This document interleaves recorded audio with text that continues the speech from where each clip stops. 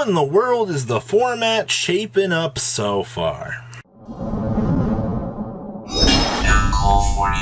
I'll make 30% of you do not smash the living crap out of that subscribe button. Smash it so you guys don't miss out on more us content. Later today, we are going to have the breakdown for Central America. I have a deck list for that, and then we're going to talk about the French Nationals tomorrow. Oh boy, and we have infinite regional videos breaking down as well. So, this is going to be an overview of things that I've noticed. Also have tech choices and other things coming out later in the week, so bear with me there. There's your generalized intro for that. So, Sprite, taking everything ahead of the curve. Now here's the problem with Sprite as a whole. You have regular Sprite, you have Sprite Adventure, Sprite Evil Twin, Sprite Evil Twin Runic.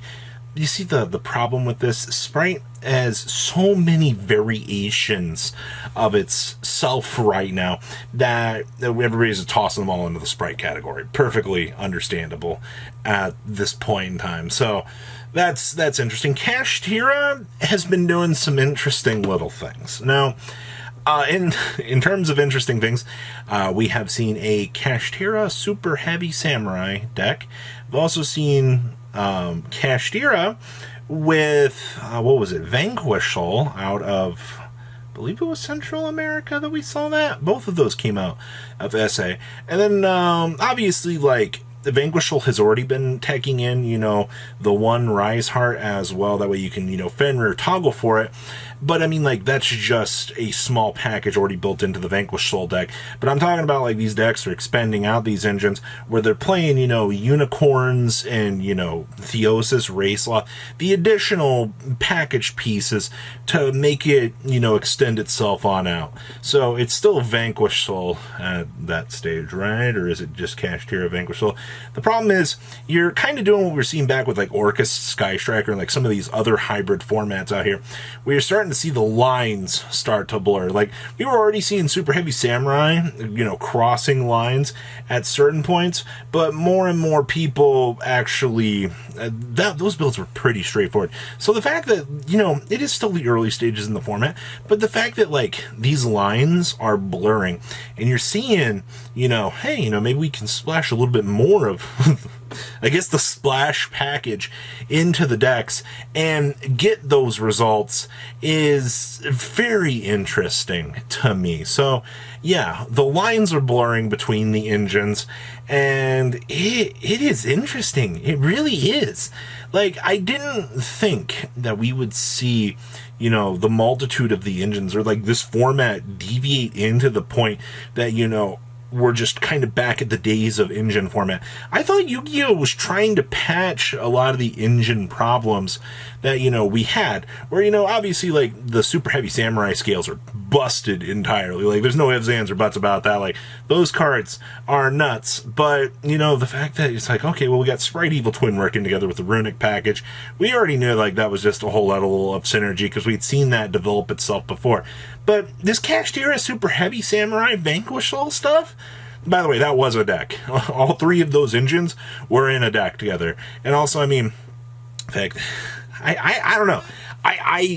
I'm processing it, and I still can't believe that these are, like, the hybrids that we've got coming out here. So yeah, there's that. So if you're playing this format right now, be aware that just because you see one engine show up, you're like, oh, you know, it's super heavy as they start a combo. And then all of a sudden, you blink and there's like an Arise Heart on the field, there's some scales set up, you're like, what's going on here? Or you know, you play against Vanquish Soul, they do Unicorn into Fenrir into Arise Heart, set up all this, and bam, down comes a Razan.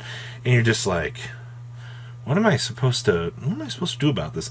More so than ever before, you need to make sure that you can cover your matchups and not be taken aback, because the whole big thing with these hybrid engines that's making them be successful is players are only prepared for one side of the matchup. You know, when you look at, like, how coins work, obviously if you're only prepared for one half of the coin, and then the second half is meant to patch up the issues that the deck had.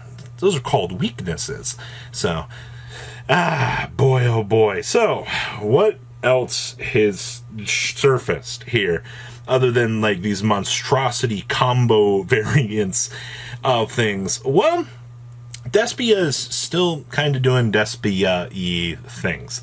Now, the reason why I specifically mention Despia here is, oh, Rob, you have a track record of just crapping on the deck on your channel. Well, I mean, I've seen a couple people cut the gimmick puppet engine to the side. All right, that's a genuine improvement. But the biggest thing that I've seen Despia for this format is Crossout Designator has been the absolute best thing that they can have at this point in time. Crossout, I think, has saved a lot of people in a lot of these situations. I believe there was one variant that was trying to side Crossout, but that didn't necessarily seem like one of the better calls out there. So, all intents and purposes at this point in time, Despia has pushed towards Crossout Designator, which I read something the other day that somebody was complaining about. They got Crossout and the card should be banned. The amount of salt is very real from players, but I don't see a reason to do that at this point in time. Actually, I think this is the first time in quite some time that we've actually seen a major push for Crossout Designator to be a semi-relevant card in the meta. Now, I did mention that we have some tech choices coming, or we have a little video coming out about that. There is some very interesting little things that we've seen kind of sparking up in the format that you're going to take a look at and you're going to go, what?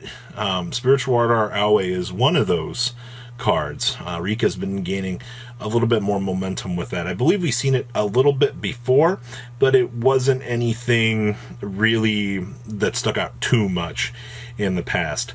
So, what else we got going here? You know, Rob, you hyped up Tier a lot. Yeah, Tier had a pretty decent regional showing, actually.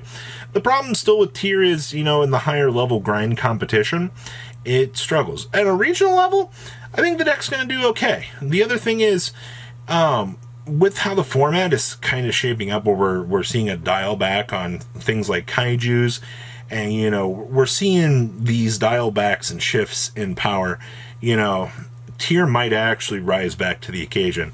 Obviously, Tier probably have to shape back into playing outs like, you know, Book of Moon and things if, you know, Cash Tier continues to rise.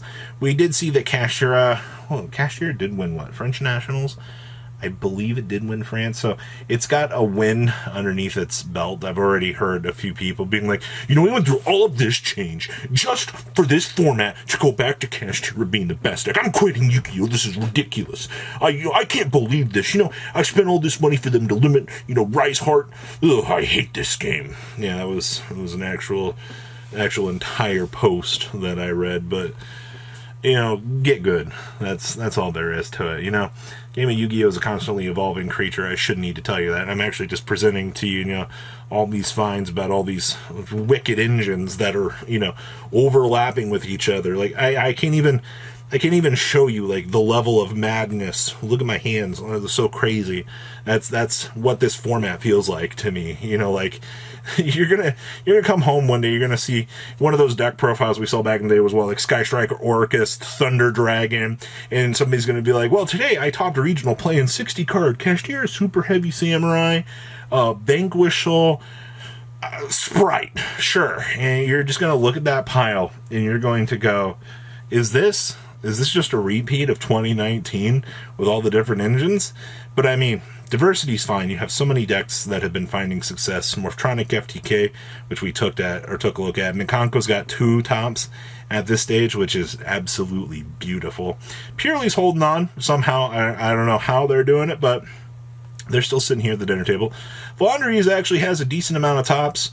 And Labyrinth has been interesting. I just saw a regional, actually, that had 3 Labyrinth in the top cut of it.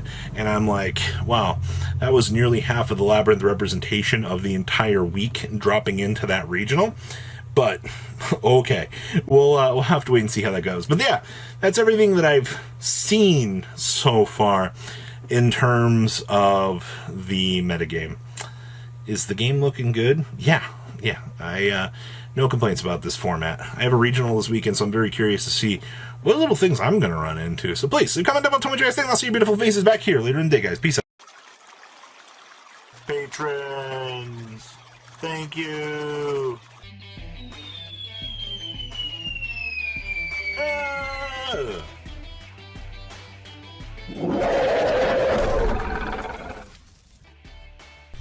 Thank you so much for watching. Check out these other videos.